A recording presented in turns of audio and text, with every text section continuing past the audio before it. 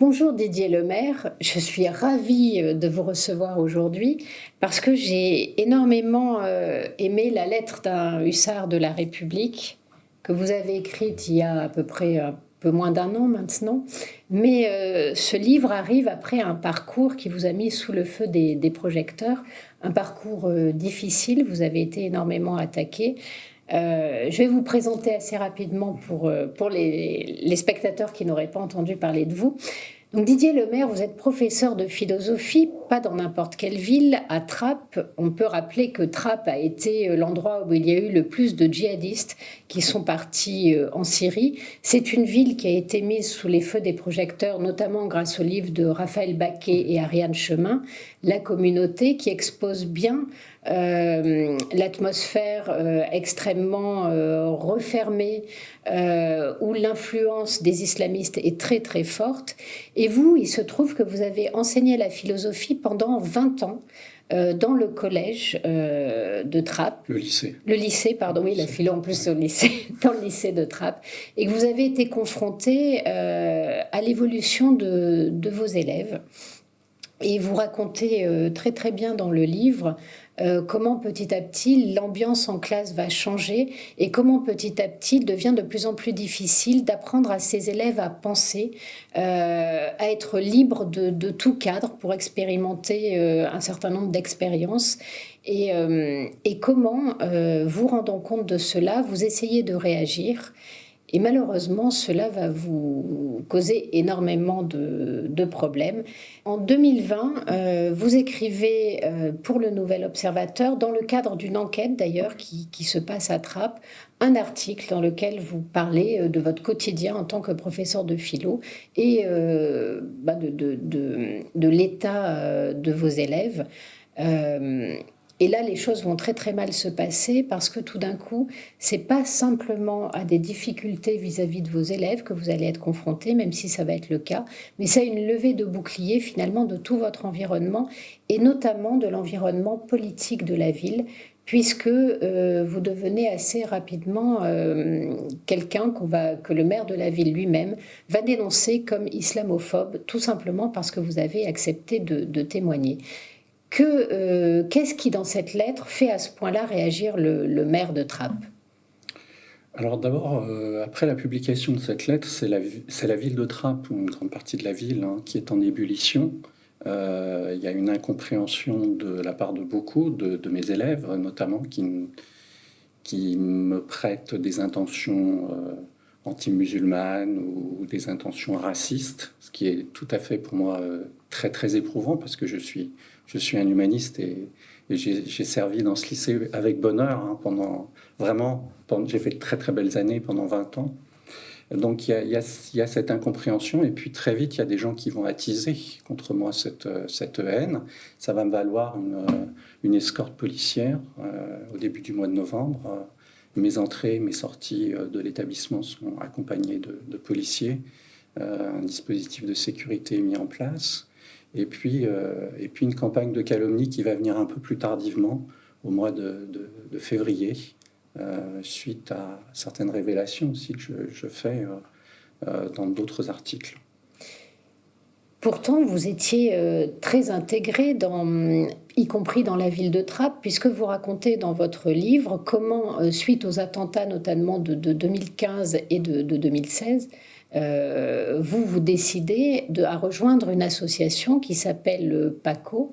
Et dans cette association, on essaie de lutter contre la radicalisation.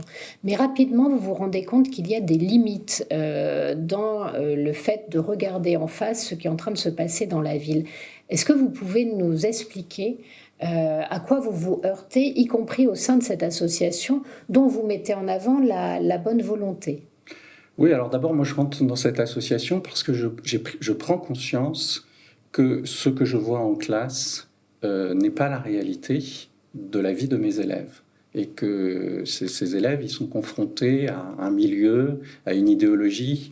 Et donc, je cherche à comprendre. On peut peut-être raconter, en fait, dans votre livre, vous expliquez qu'au départ, en tant qu'enseignant, vous estimez que vous n'avez pas à être au courant de l'origine de vos élèves, ni du milieu dans lequel ils vivent, puisque vous prenez des jeunes esprits en construction et vous êtes là pour les élever. Et puis, à partir de 2015, vous finissez par vous rendre compte que si vous ne connaissez pas cet environnement, vous n'arrivez plus à leur parler. La distance est déjà telle que vous sentez qu'il va vous falloir progresser en leur direction pour peut-être pouvoir leur apporter quelque chose.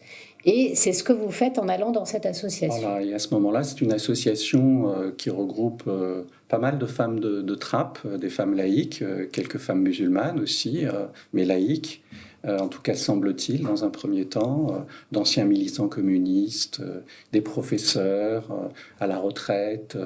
Et dans ce petit groupe, nous allons dans les collèges, dans les lycées, nous faisons des petites interventions très courtes avec des petits groupes de parole avec les élèves sur le thème de l'emprise. Et c'est comme ça que je découvre que beaucoup d'élèves sont confrontés dans leur famille à des départs en Syrie et à des situations terribles dans les familles, entre ceux qui approuvent le djihadisme et ceux qui le désapprouvent. Et c'est ces conflits familiaux qui sont très importants dans la ville, que je découvre. Et dans notre association, nous essayons au moins par la parole de rendre possible des échanges qui, évidemment, dans ce climat de tension, voire de haine, sont rendus très difficiles. Mais vous dites aussi que vous vous heurtez très vite à certains refus, et notamment à un discours très victimaire dont vous pointez, et c'est très intéressant dans le livre, c'est-à-dire que vous expliquez que ceux qui essaient de lutter contre le djihadisme, déjà il y a un premier refus, c'est qu'ils refusent de voir le lien entre une pratique un peu obsessionnelle de l'islam qui met en cause l'appartenance à la société française et le basculement vers le djihadisme. Ça, c'est le premier point. Mais vous notez un deuxième point qui est la récurrence aussi des discours victimaires où on excuse le basculement par une forme de violence sociale et où vous expliquez qu'en fait, cette excuse-là, c'est exactement la même qui est utilisée par les islamistes pour justifier la haine contre la France. Comment ça se passe quand vous mettez le doigt là-dessus? Vous arrivez à dialoguer ou au contraire, ça va vous faire exclure quelque part de l'association? Oui, alors cette association, en plus, elle va connaître un moment difficile. C'est une tentative d'infiltration du libraire de Trappes, Tabli, donc c'est une librairie quand même islamiste, qui va tenter de rentrer dans l'association. Et là, je m'aperçois qu'une grande partie de nos membres considèrent qu'il aurait tout à fait sa place parmi nous, alors que précisément, il cherche par son action à séparer les jeunes de la société française. Ce n'est pas un salafiste, c'est un tabli, mais le mouvement tabli, c'est un mouvement pakistanais qui vise essentiellement la prédication. Et on sait que, pas tous, mais certains djihadistes sont passés d'abord par là, avant de chercher des solutions qui les amenaient encore plus loin, on dirait du passage du séparatisme à la contre-société ou à la haine contre la République, contre les Français. Et puis la troisième case, c'est la case djihadiste, là où on a vraiment affaire à une action violente. Mais il y a ce continuum finalement entre la victimisation de base, je dirais, et le ressentiment qui peut conduire à des passages à l'acte très violents. Alors, ce qui est intéressant, c'est que vous êtes confronté aux trois aspects, j'allais dire, de l'islamisme. Et dans votre livre, vous faites une très, très intéressante définition de la différence entre, justement, les tabliques, les frères musulmans et les salafistes. Est-ce que vous pourriez nous la...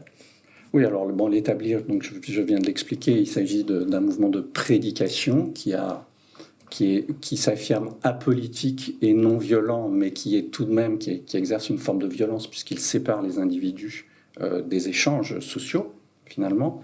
Le salafisme, on pourrait dire que c'est une pratique identitaire de la religion, où, avec les signes ostentatoires, le djilbab par exemple pour les femmes, l'économie du halal, qui n'a rien à voir au fond avec l'islam. Hein. C'est ça aussi qu'il faut comprendre.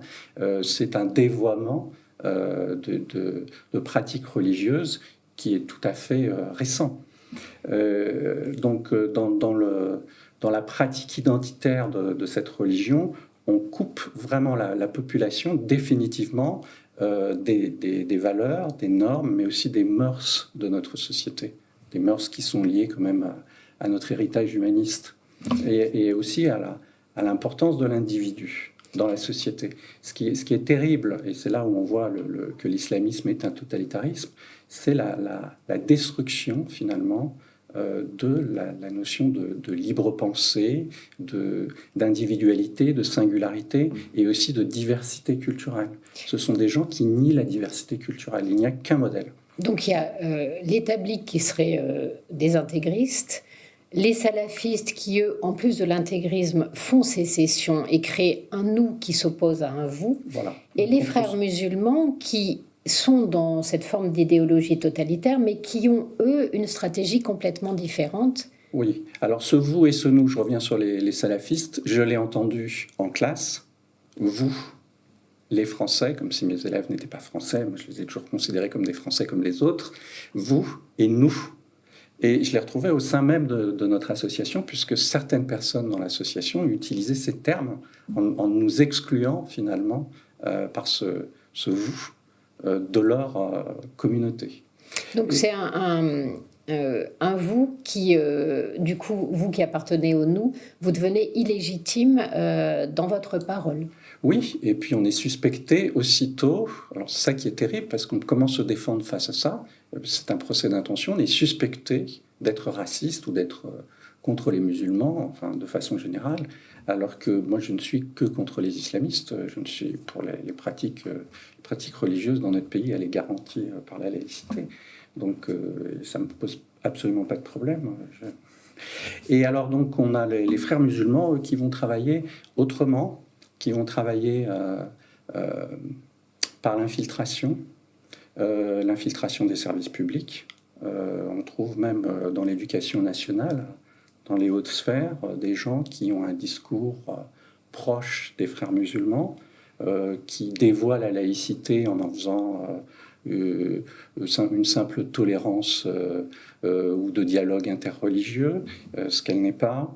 Ce sont des gens qui s'infiltrent aussi dans la presse, dans la radio, et qui très sournoisement avancent ce discours victimaire pour sans cesse susciter une culpabilité, en particulier très efficace chez les gens de gauche, une culpabilisation finalement.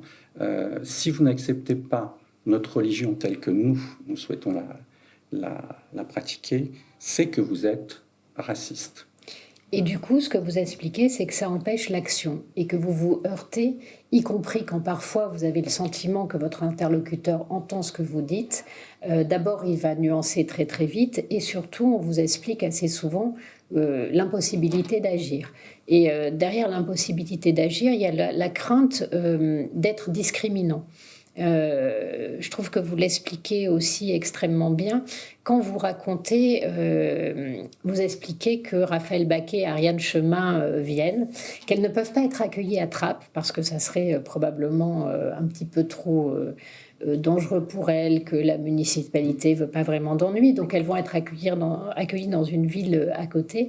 Et vous racontez à ce moment-là comment tout un discours autour de la stigmatisation de la ville naît et très rapidement dans l'échange entre ces femmes et le public, et comment derrière la stigmatisation, il y a tout un refus de regarder en face la réalité. Racontez-nous un petit peu ce qui se passe. Oui, c'était pourtant 2 journalistes du Monde, donc moi-même j'étais surpris qu'elles soient autant attaquées sur des détails dans le livre, et toujours avec une arrière-pensée. Si vous avez écrit ce livre, c'est pour nuire à l'image de la ville. C'est exactement ce que le maire de Trappes m'a reproché. Votre discours nuit à la communauté, à la ville. Il a fini même par l'écrire dans une lettre qu'il a distribuée, un tract qu'il a distribué dans l'enceinte de l'établissement, ce qui est interdit par la loi. C'est cet acte de pression finalement de type frères musulmans. C'est toujours ce chantage victimaire qui interdit de décrire correctement la réalité, parce que Raphaël Baquet et Ariane Chemin, elles décrivent l'évolution d'une ville ouvrière qui va se transformer en communautarisme islamiste.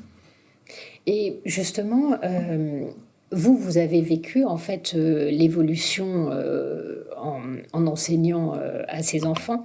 Vous racontez des choses extrêmement intéressantes, y compris sur la capacité que vous avez à proposer des activités autres. C'est-à-dire que vous expliquez qu'à un moment donné, par le biais du théâtre, par le biais de l'art, vous essayez aussi d'éveiller la conscience de ces jeunes gens. Et il y a plusieurs étapes. Il y a finalement une étape où vous réussissez à les amener voir une pièce de Rachid Benzine et vous faites venir Rachid Benzine dans votre école, dans votre lycée. Ça ne se passe pas très bien avec les classes. Est-ce que vous pouvez nous raconter? Alors, Rachid Benzine va donner 2 conférences. C'est intéressant d'ailleurs parce que Rachid Benzine essaye d'expliquer le Coran à partir d'éléments historiques ou ethnologiques, et donc d'avoir une vision un peu différente de celle que ces jeunes, enfin certains de ces jeunes ont. Donc il vient pour donner une conférence. La première se passe relativement bien, et puis la deuxième, là il y a des réactions assez violentes des élèves, un refus d'abord de s'exprimer, et puis ensuite des attaques assez personnelles. C'est une conférence finalement qui n'a pas eu, je pense, d'effet positif, sinon le fait que les élèves au moins ont pu parler et dire ce qu'ils avaient sur le cœur. Quel type d'attaque? Comment ils réagissent? Je me souviens plus très bien précisément. Je crois que je donne quelques éléments dans le livre. Vous expliquez qu'en fait, quelque part, pour eux, il y a une vision de la religion et que ce qui l'amène les heurte profondément. On a l'impression que simplement le fait de pouvoir discuter du texte ou de l'interprétation est déjà une violence qu'on commet à leur égard. Oui, Rachid Benzine donne des exemples sur certains termes arabes, notamment le terme de djihad, et il commence à expliquer la polysémie de ce terme, il la recontextualise. Et alors, pour certains, c'est une découverte, et pour d'autres, c'est presque c'est vécu comme une sorte de viol de leur croyance, et ils refusent cette liberté d'interpréter, de penser, de réfléchir, d'interroger, parce qu'ils se sentent en fait eux-mêmes attaqués. Et c'est ça qui est terrible, c'est quand la croyance devient une partie de soi, qu'elle vous définit, et qu'on n'a plus cette capacité, ce qu'on apprend en philosophie, à la regarder, à la mettre hors de soi, à l'interroger, à jouer aussi avec les idées, parce que le but de la conférence, c'était simplement d'amener une réflexion. C'était pas de convaincre que l'islam c'était ci ou c'était ça. C'était pas du tout le propos. Vous évoquez des élèves en fait qui ont énormément de mal à faire la distinction que faisait Montaigne entre la peau et la chemise. Et vous le donnez par un exemple qui est extrêmement clair, qui se passe en 2015, au moment des attentats de Charlie, où vous racontez comment un certain nombre d'élèves mettent sur le même plan le massacre et le racisme dont ils estiment être victimes, et comment assez rapidement, dans leur argumentation, ils passent de l'offense faite aux prophètes à l'offense au prophète de l'islam, à l'offense faite aux musulmans. Racontez-nous en fait comment ça se passe. Oui, alors déjà c'est étrange parce que l'offense faite au prophète, c'est déjà une chose étrange qu'une offense soit faite au prophète et non pas à Dieu lui-même. C'est-à-dire que on passe de Allah à Mohammed. Déjà, il y a quand même un glissement. Et puis ensuite, on passe de Mohammed à nous musulmans. Ça, c'est le résultat, je pense, de cette salafisation des esprits. Alors, il y a 2 étapes, pour répondre à votre question. Il y a vraiment 2 étapes. Il y a l'étape Charlie Hebdo, où finalement, il justifie l'assassinat en mettant sur le même plan les caricatures offensantes, supposées offensantes, et la violence qui s'exerce contre ces personnes, la tuerie. Ils la mettent sur le même plan. Donc on ne choisit pas. Monsieur, on ne choisit pas notre camp. Donc il renvoie dos à dos. Donc il y a une relativisation à travers ça, très grave, de notre humanité. Et puis au mois de novembre, il y a une sidération, parce qu'ils savent aussi que les gens qui se trouvent au Bataclan, on ne peut pas leur reprocher d'avoir offensé la religion. Il y a même des musulmans dans cette salle. Et à ce moment-là, ils ne peuvent pas prendre position, sauf certains élèves, mais qui ne diront rien, qui couperont la communication à ce moment-là, et qui, en secret, mais ça je le perçois dans leur attitude, approuvent ces tueries. En fait, ce que vous racontez, c'est des élèves qui deviennent... c'est pas le cas au début de votre enseignement, même si c'est compliqué, mais vous racontez très bien qu'après 2015, la question de la mise à distance devient quasiment impossible avec ces élèves et que cette incapacité qu'ils ont à mettre à distance les choses parce qu'ils sont en permanence dans des formes de conflits, de loyauté, rend l'enseignement extrêmement difficile. En tout cas, sur votre vision de l'enseignement, je voulais citer un passage de votre livre où vous dites « Enseigner, c'est se charger du poids du monde. On ne transmet pas des connaissances, encore moins des savoir-faire, on transmet un héritage. Comment un élève voudrait-il acquérir un savoir s'il ne se sent pas dépositaire d'un bien qui le dépasse ?» Donc là, vous arrivez à un moment où l'enseignement est refusé parce que finalement, le seul bien auquel l'élève peut se confronter, c'est celui que lui apporte la religion. Absolument, c'est exactement cela. C'est-à-dire que le travail philosophique devient difficile, en particulier la dernière année de mon enseignement en 2020, où là, je suis carrément confronté en classe à des élèves qui refusent de faire de la philosophie. Non pas parce que ça ne les intéresse pas, ce qui arrive chaque année, bien entendu, ou parce qu'ils pensent que ça ne les intéresse pas, parce qu'ils découvrent en général que ça les intéresse beaucoup, mais ce sont des élèves qui sont dans une posture de refus, qui ne travaillent pas réellement, et d'ailleurs je n'ai pas été le seul enseignant confronté à cela. Mon remplaçant m'a dit par la suite qu'il a eu le même problème que moi. En 15 jours, il a perçu la même réalité. Les élèves ne faisaient pas de réelles dissertations, ils rendaient des devoirs qu'ils trouvaient sur Internet, et ils n'arrivaient pas à dialoguer avec eux en classe, enfin avec une partie d'entre eux en tout cas. Donc il y a ce refus de savoir des élèves, mais vous allez être confronté à un refus de savoir qui, lui, est encore plus inquiétant, puisqu'on peut penser que ces élèves sont en gestation, pas finis, donc forcément sous influence, mais vous allez vous heurter à une autre forme de refus de savoir qui va être celle de l'institution éducation nationale, mais plus largement des politiques que vous allez rencontrer. Je voulais lire aussi un autre passage de votre livre sur justement cette question du refus de savoir.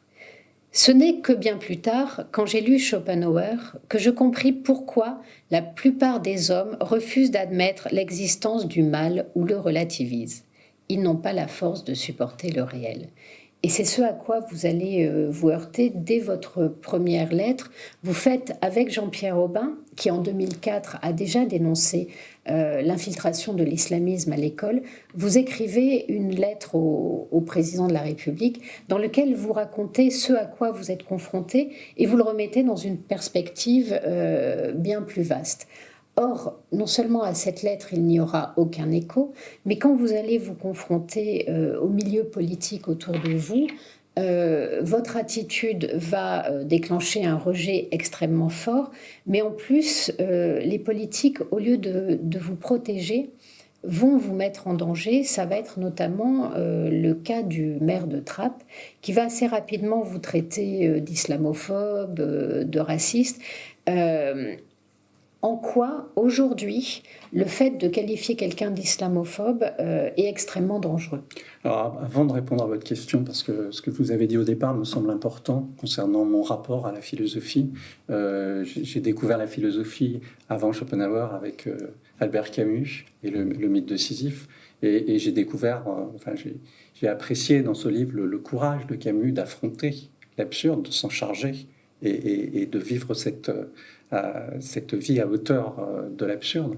Et la question du mal, je pense, c'est une question essentielle en philosophie. Elle la traverse. On a des penseurs qui cherchent un petit peu à l'éviter, à la mettre de côté, parce qu'elle nous renvoie à notre fragilité, elle nous renvoie à nos capacités de nous tromper, de nous égarer, aussi de parfois mal agir également, puisque nous en sommes aussi la source de ce mal. Donc c'est une question philosophique pour moi qui a toujours été essentielle à travers Camus, Schopenhauer, Sénèque, ou d'autres penseurs comme Pascal et d'autres.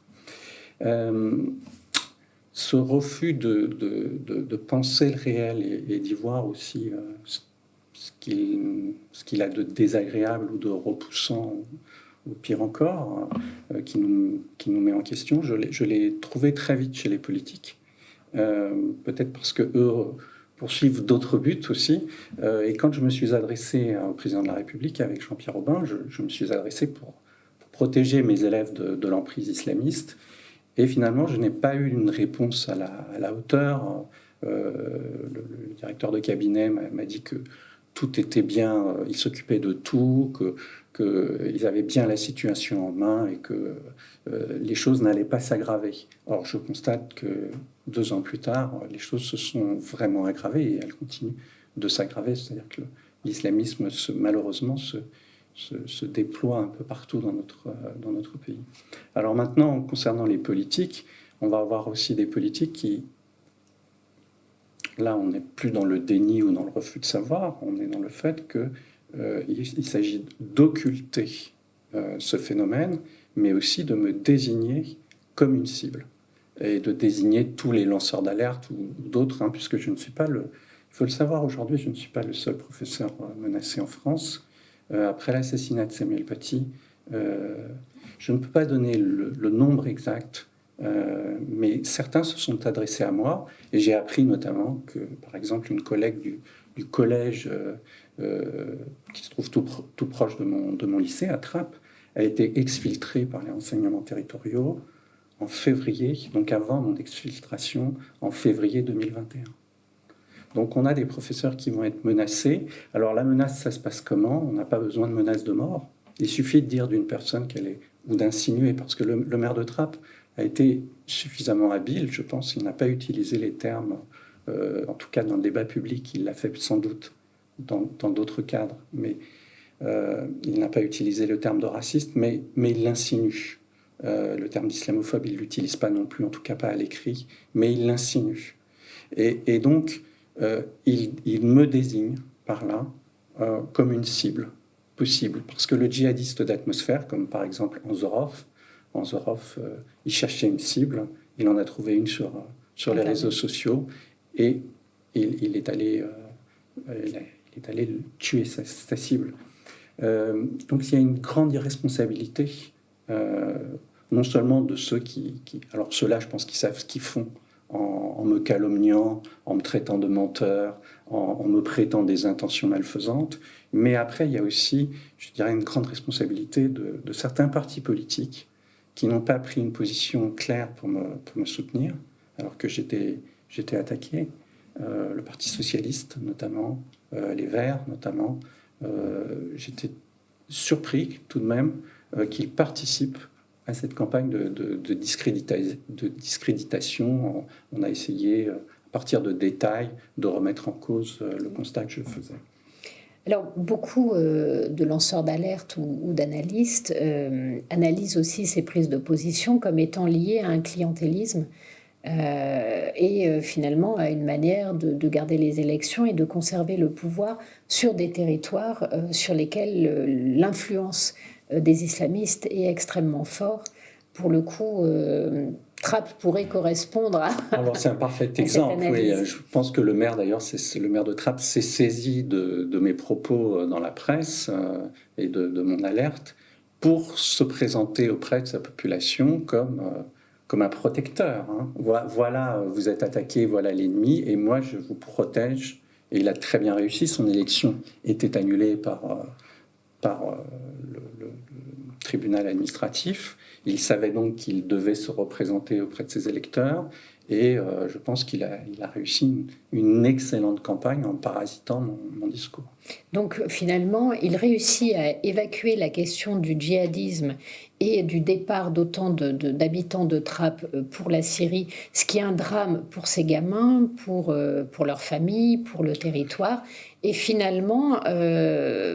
tout ce danger-là, qui lui est un danger réel, est occulté au profit du danger que vous représenteriez et du fait que votre attitude stigmatiserait la ville dans son ensemble. Voilà, ça c'est le terme qu'il a utilisé très souvent. Je stigmatiserais mes propres élèves, alors que précisément je cherchais à en faire des Français comme les autres et qu'on oublie un petit peu nos origines en classe, tous, puisque l'école républicaine est faite pour ça, enfin, c'est sa condition. C'est un cadre un petit peu hors de la société pour oublier d'où l'on vient et pour s'élever vers le savoir. Et oui, le maire de Trappes a cherché, je pense, à m'utiliser au nom de l'antiracisme, en disant mais oui, nous, regardez à Trappes, il y a plusieurs communautés, et cet individu-là est un danger pour vous. Et là, tout de suite, je suis mis dans la case de l'extrême droite, du fasciste, enfin, je ne sais pas. Et malheureusement, là, ça, je ne m'y attendais pas, mais beaucoup d'autres journalistes, sans travailler, sans vérifier, sans m'interroger, ont repris ce discours, hein, comme si finalement mes intentions étaient purement maléfiques, malveillantes. Donc en fait, d'une volonté de témoignage, vous terminez, vous, avec une tentative de vous faire porter une image, finalement, de radicalisation. On est dans la fameuse tenaille identitaire, qui fait qu'à partir du moment où vous témoignez sur ces questions, vous êtes immédiatement renvoyé à une extrême droite, à effectivement un certain nombre d'intentions malfaisantes. Oui, sur certains plateaux de télé, quelques journalistes tentent de m'assigner à cette position. J'essaye de m'en défendre. En plus, moi, je viens quand même de la gauche et je suis porté par l'idée que la République doit être une République aussi sociale. Mais pourtant, les journalistes n'écoutent pas cette partie de mon discours et réduisent à de l'islamophobie. Enfin. C'est dommage parce qu'il y a toute une partie justement de votre livre où vous racontez comment, à travers la pratique artistique et notamment le théâtre, vous allez essayer de faire en sorte que vos élèves retrouvent la distance, retrouvent une capacité de penser. Vous allez le faire par énormément de biais. Vous êtes aussi un passionné de cinéma et vous racontez d'ailleurs des réussites aussi parce qu'il y a des moments où l'élève paraît impénétrable et même quand vous avez le sentiment parfois que la classe s'est réfugiée dans le silence ou dans l'occultation, vous espérez quand même que des graines ont été semées qui germeront peut-être plus tard. Il y a une dimension qui est extrêmement touchante dans le lien que vous avez avec les élèves et dans votre volonté d'être utile, y compris dans des ambiances compliquées. Oui, moi je me sens au service du public avant tout, un serviteur de la nation, et donc avec tous ses enfants. Et même dans des situations parfois d'échec, j'ai de très bonnes surprises. J'ai une élève par exemple pendant 2 ans qui va redoubler, qui ne fait rien en philosophie, non pas parce qu'elle aurait subi une pression idéologique, mais simplement parce qu'elle ne sait pas où elle va. Et au bout de 2 ans, elle est quand même admissible. Enfin, elle va passer son oral de philosophie. Je vais la préparer pendant une semaine. Et pendant une semaine, on est 2 dans la classe. Il y a elle et une de ses camarades. Et on va lire Montesquieu, L'Esprit des lois. C'est difficile quand même. C'est un texte qui n'est pas si simple. Et en 15 jours, enfin un peu plus d'une semaine, ça laisse presque 10 jours. En 10 jours, cet élève va s'éveiller à la pensée. Je vais voir la lumière sortir de ses yeux, vraiment. Et elle comprend l'ouvrage. Et évidemment, c'est une découverte. D'abord, elle découvre sa propre intelligence, son propre esprit, et elle commence à penser. Cet acte est absolument merveilleux. Vraiment enseigner la philosophie, quel bonheur. Et alors l'art, c'est un petit peu différent pour expliquer le rapport à l'art. Dans la philosophie, on est dans le dialogue, dans l'universalité, dans les concepts et dans le questionnement. Dans l'art, on aborde la partie la plus intime, la plus singulière de chaque être, son point de vue sur le monde, sa sensibilité, et donc participer par le cinéma, mais aussi par le théâtre, lorsqu'on va au théâtre, à cette découverte de ce qui fait de chacun de nous des êtres uniques et singuliers et irréductibles même à toute pensée, mais pouvoir le transmettre justement, parce que l'artiste est celui qui peut transmettre cette singularité à l'autre, qui est peut-être le plus beau geste humain, avec le geste d'amour, le geste amoureux ou le geste amical. Je pense que c'est essentiel dans l'éducation, dans l'instruction, et que nous devrions aujourd'hui accorder une place à l'art, aussi peut-être à l'enseignement technique, mais ça c'est une autre question, mais à l'art une place essentielle dans la formation et dans la transmission de notre héritage humaniste. Ça permet de faire accoucher le jeu qui, visiblement, dans tout ce que vous racontez, est un peu écrasé par un nous très omniprésent. Oui. Quand on vous voit comme ça là, parce que bon, tout à l'heure on parlait de choses lourdes, strictes, et là tout d'un coup on vous voit, vous animez vous aussi, vous avez l'œil qui commence à briller, à pétiller, et on voit l'enseignant que vous deviez être. Et aujourd'hui, malheureusement, vous n'êtes plus en mesure d'exercer votre métier. Non, parce que je m'exposerai, même si je n'ai pas reçu de menace de mort. Je suis une cible potentielle pour un djihadiste d'atmosphère, pour le désigner comme ça. C'est-à-dire que ça peut venir, là, cette menace est diffuse. Vous n'avez pas reçu de menace de mort suite quand même à un reportage que fait une télé hollandaise. Il y a un certain nombre de gens, dont une personne qui est très impliquée dans le milieu associatif, qui connaît énormément de monde, qui va dire à un moment donné, mais Didier Lemaire, s'il continue, va être le prochain Samuel Paty. Oui. Donc, il y a un avertissement. Voilà, il y a quand même une menace diffuse, en tout cas, qui plane. Et puis, rappelons malgré tout que dans le cas de Samuel Paty, les choses vont aller très vite, mais qu'il n'y a pas stricto sensu un appel au meurtre. Il est simplement dénoncé, simplement si on peut dire, comme étant un voyou, un islamophobe. Oui, alors justement, est-ce qu'il y a appel au meurtre ou pas ? Il n'y a pas de menace de mort directe, mais il y a peut-être des codes. Parce qu'en arabe, semble-t-il, le terme de voyou est très fort et beaucoup plus fort qu'en français, oui, que dans notre langue. Oui, moi, ce qui m'arrive, c'est que je ne peux plus, en fait, la menace, c'est... D'abord, je ne peux plus enseigner à Trappes dès le mois de mars parce que le lycée est en ébullition, évidemment, compte tenu de mes sorties médiatiques à droite, à gauche. Je ne peux pas imposer non plus ça à mes élèves. Je ne peux plus garantir un espace de neutralité et donc faire mon travail. Mais se pose aussi la question de ma sécurité. Je serais d'ailleurs assez surpris parce que je n'ai pas eu beaucoup de soutien de la part de l'institution, c'est le moins qu'on puisse dire. Mais au mois d'avril, le rectorat trouve bon de me confier une nouvelle mission en m'envoyant enseigner dans une ville qui est une autre pépinière islamiste et peut-être même encore plus forte que Trappes, c'est Argenteuil. Le proviseur d'ailleurs est un peu surpris de cette nomination. Et là, c'est me mettre véritablement en danger, voire mes collègues. Donc, Et du coup, il s'est passé quoi ? Vous avez été obligé de vous mettre, j'allais dire, en retrait. L'institution... Je vais prendre une avocate et elle va exercer mon droit de retrait à ce moment-là. Ce que l'administration, d'ailleurs, va accepter, parce que je pense qu'elle n'a pas mesuré correctement le risque. Vous voulez dire que même après Samuel Paty, l'administration n'a pas mesuré le risque que... Non, et j'ai d'autres exemples, notamment dans l'Académie de Versailles, d'enseignants qui ont été menacés ou qui ont subi des calomnies de la part d'élèves ou de parents d'élèves et qui ne vont toujours pas être soutenus par l'administration.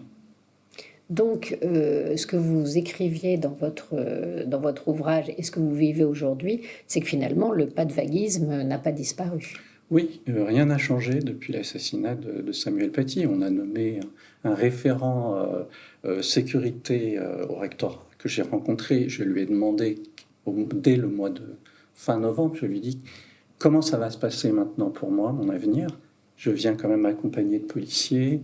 Et certains jours, il y a des policiers en armes autour de l'établissement. Comment imaginez-vous la suite pour moi ? Et je lui dis, vous comprenez que ça risque de devenir de plus en plus difficile.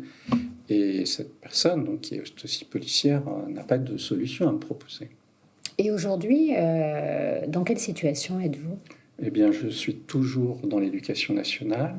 On m'a proposé un poste On me l'a présenté comme un bon poste avec peu d'heures, dans une petite ville tranquille, et je l'ai refusé parce que j'estime que je ne peux pas mettre ma vie en danger.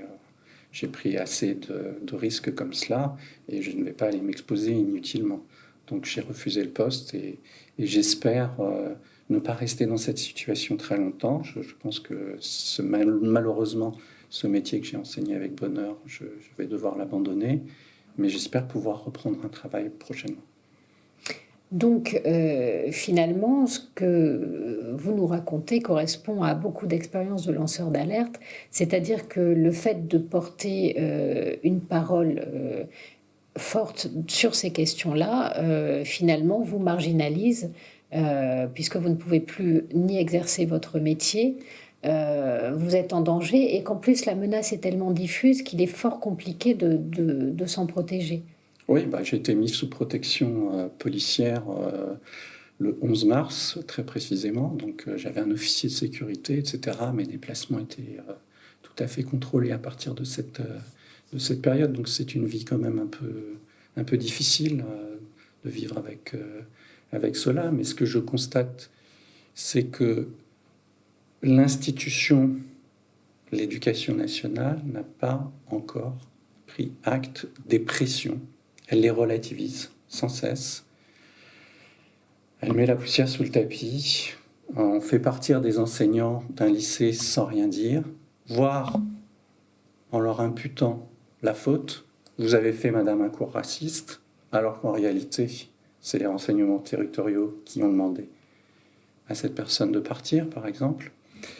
Donc l'institution, elle ne sait pas encore comment réagir, parce que si elle devait agir, elle devrait agir avec fermeté, c'est-à-dire rappeler, déjà protéger les enseignants et rappeler le cadre républicain. Aujourd'hui, les atteintes à la laïcité sont très nombreuses et elles ne sont plus seulement individuelles, elles sont, comme je l'ai vu à Trappes, parfois collectives. Est-ce que, puisqu'on est en période de campagne électorale, est-ce que certains candidats ou certains partis essaient de vous rencontrer justement pour comprendre un petit peu et voir comment ils pourraient intervenir sur ces questions-là? Non, je n'ai pas eu de contact avec des partis politiques. En revanche, moi, j'ai décidé de créer une association pour soutenir les serviteurs de la République, donc qui s'appellera Défense des serviteurs de la République, pour soutenir toutes les personnes qui sont intimidées, qui sont victimes de harcèlement, qui sont victimes de menaces et qui ne sont pas, aujourd'hui en tout cas, protégées par l'État, par leur institution. Alors, ce n'est pas simplement les enseignants, parce que certains m'ont contacté, mais je voudrais donner cette possibilité d'une défense juridique avec de grands avocats à tous les fonctionnaires, à tous les agents de la fonction publique.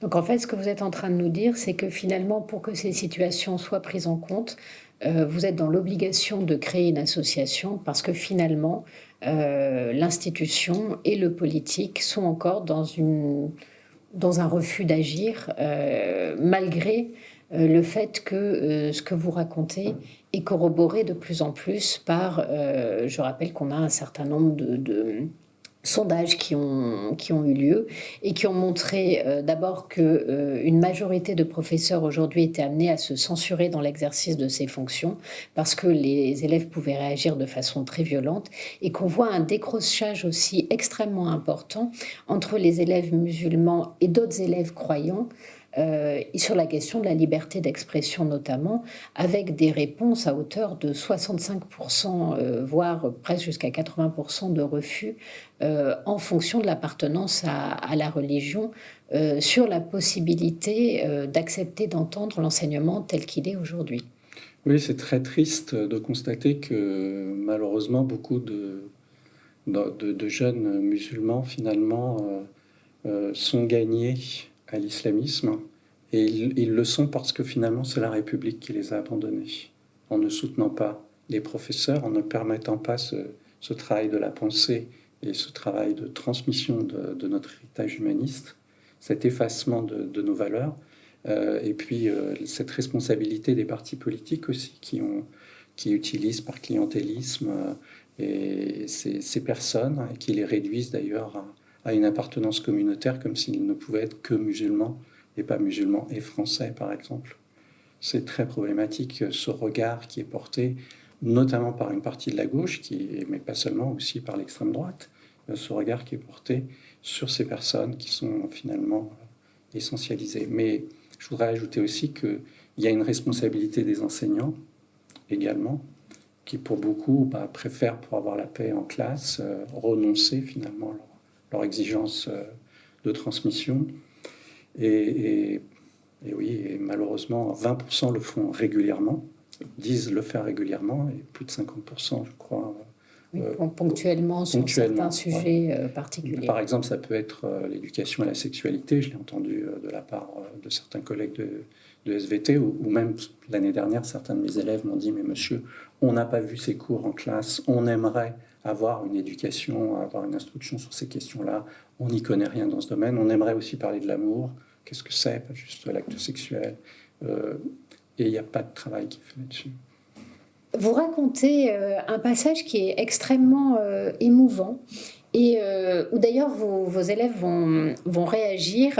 Vous faites venir un jour dans votre classe un résistant au système soviétique qui s'appelle Danilo Choumuk et qui a passé 42 ans en détention au Goulag.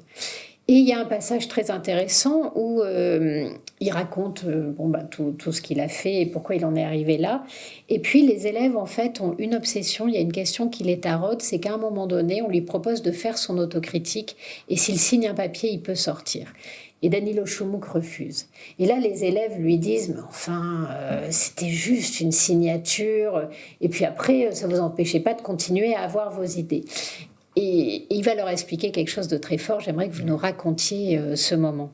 Oui, il leur répond qu'il ne serait pas plus libre, et peut-être le serait-il encore moins, à l'extérieur du goulag, puisque finalement l'Union soviétique, qu'est-ce que c'est ? C'est un immense goulag. Donc en approuvant une autocritique, en signant cette autocritique, il capitulait dans son combat pour la liberté. Et du coup, il leur donne une définition du totalitarisme à cette occasion. Je vais lire ce que vous avez écrit. Il explique qu'une unique manière d'être et de penser fait que l'individu n'a pas plus de valeur qu'un boulon. Oui, c'est exactement ça. C'est-à-dire que le totalitarisme, ça consiste à nier la diversité humaine, aussi bien la diversité des cultures que la diversité des individus. L'individu, dans le système totalitaire, est l'ennemi à éradiquer. Il faut imaginer que même tricoter, c'est interdit. J'ai des témoignages d'amis ukrainiens qui m'ont raconté que leur grand-mère était obligée de cacher le tricot et de tricoter en faisant attention de ne pas être surveillée par la voisine, était obligée de cacher le tricot sous les planches du plancher parce que c'était considéré comme un acte contre-révolutionnaire, parce que c'est un acte pour soi et individuel. Et écrire un poème, non pas contre le parti, mais sur la beauté du ciel, ça vous vaut d'être mis au goulag. J'ai moi-même traduit un des plus grands poètes ukrainiens qui s'appelle Vassil Stous, qui est mort au goulag et qui a été mis dans le goulag pour des poèmes qui n'étaient pas des poèmes politiques. C'est que le simple fait de penser, le jeu est contre-révolutionnaire et violent et met à bas la communauté, le communautarisme. Absolument. Et l'islamisme, c'est un nouveau totalitarisme. Ce n'est pas un totalitarisme de la race comme l'a été le nazisme. Ce n'est pas un totalitarisme de la classe comme l'a été le communisme. C'est un totalitarisme qui utilise la religion pour donner un nouveau modèle, une sorte de surmusulman ou de musulman pur. Parce que n'oublions pas que les premières victimes des djihadistes, ce sont d'abord les musulmans. 80% des victimes qui sont tuées, ce sont ceux qui sont considérés par ces gens-là comme des mauvais musulmans. Et donc, il s'agit d'éradiquer de l'humanité tous les êtres qui ne font pas partie de ce modèle. Et on l'a vu, les yézidis ont été tués en tant que yézidis. On a un début de génocide. Mais aussi, les attentats en France ne sont pas, comme on le dit souvent, et je voudrais vraiment insister sur ce point, ne sont pas des attentats terroristes. Ils ont un aspect terroriste, qui est de faire peur et de faire plier l'État, mais en réalité, les motifs ne sont pas cela. Ça, ce sont des justifications Et ce ne sont que des occasions d'agir. On dit, on vous a fait, le discours des terroristes du Bataclan, on vous a fait ça parce que vous nous avez fait pire en Syrie. Donc notre but serait guerrier. Non. Les gens qui sont tués en tant que juifs, en tant que mécréants, en tant qu'athées, en tant que républicains. En tant que spectateur de concert. Voilà, en tant que spectateur, en tant que Français, etc. C'est donc parce qu'ils sont juifs, parce qu'ils sont républicains, parce qu'ils sont laïcs, qu'ils sont tués. Ce n'est pas...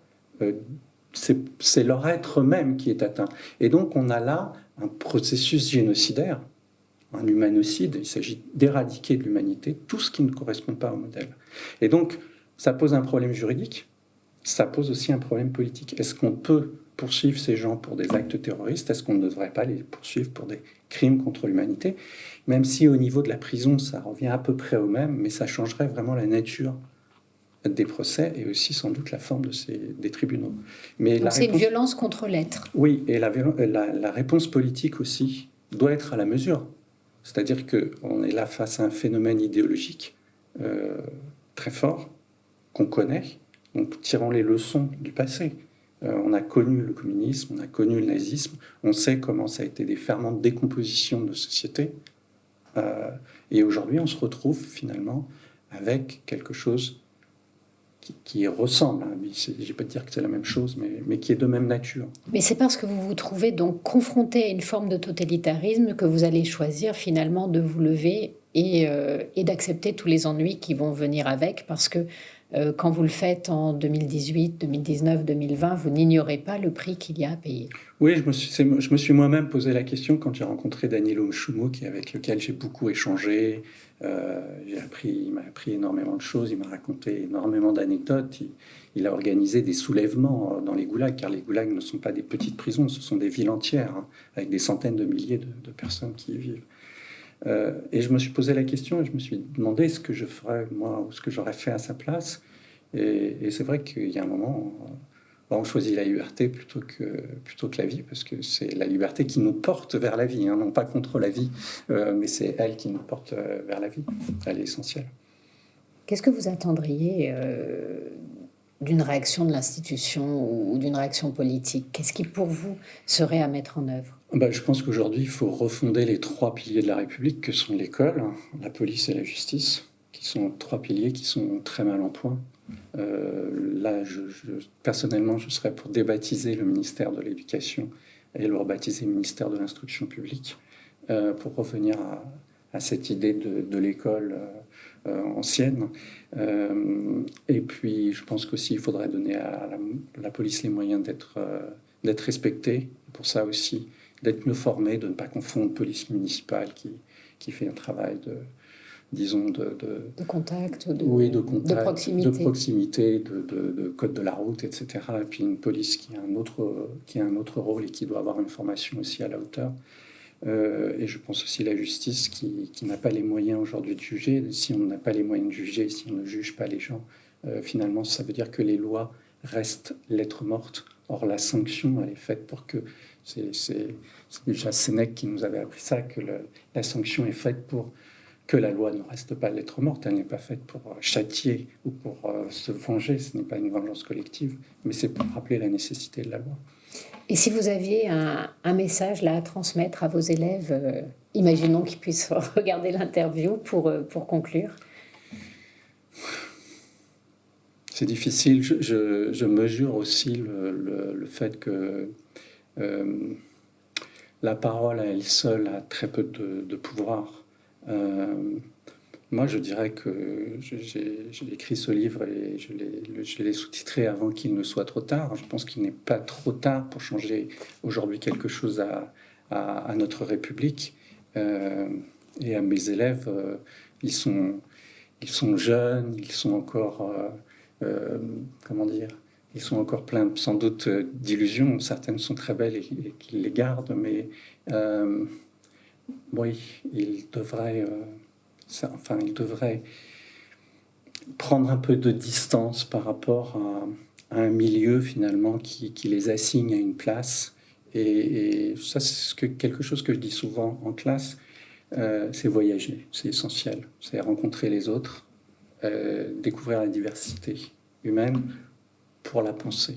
C'est-à-dire sortir de sa zone de confort pour accepter l'altérité. Oui, parce qu'à Trappes, notamment, je me suis rendu compte que, par exemple, des élèves très sympathiques de cinéma qui n'étaient pas du tout islamistes, mais ils vont dans un autre lycée, dans une ville un peu plus bourgeoise des Yvelines, et ils rentrent et ils sont catastrophés. Ils me disent, mais on avait l'impression d'aller à l'étranger parce qu'ils n'ont pas les mêmes codes sociaux, ils ne les connaissent pas. Et c'est terrible, finalement, de vivre dans l'entre-soi. Il faut s'ouvrir au monde. Et justement, je crois que l'islamisme, c'est une façon de verrouiller et de refermer cette relation. Donc en fait, l'appartenance communautariste les rend étrangers au monde. Oui, c'est ça, oui. Et c'est comme ça que progressivement peut s'opérer un basculement vers des actes violents. Il faut comprendre qu'on a affaire, comme Bernard Rougier l'a bien expliqué, à un continuum. Il n'y a pas d'un côté les djihadistes, de l'autre. Ça, ce sont des concepts. Mais il y a une continuité qui fait que l'on peut passer progressivement de l'un à l'autre. Et que d'ailleurs, les djihadistes ne sont pas non plus ce sont des personnes qui tuent, mais ce ne sont pas les plus dangereuses. Parce que la conquête idéologique, au fond, des frères musulmans, elle est, à long terme, elle est beaucoup plus dangereuse pour nous. Parce qu'elle sape l'édifice républicain.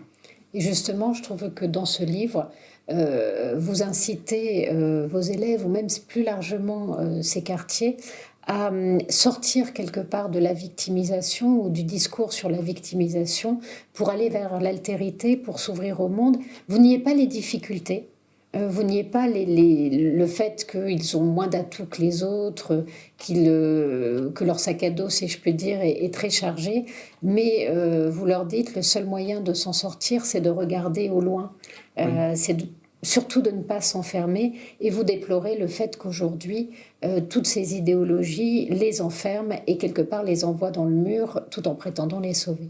Absolument. Merci. Merci à vous d'avoir suivi cet entretien. J'espère qu'il vous a intéressé. Et surtout, allez à la source. Le plus important, c'est de lire. Et je vous recommande vraiment chaleureusement le livre de Didier Lemaire. Vous y apprendrez beaucoup de choses. Merci, au revoir.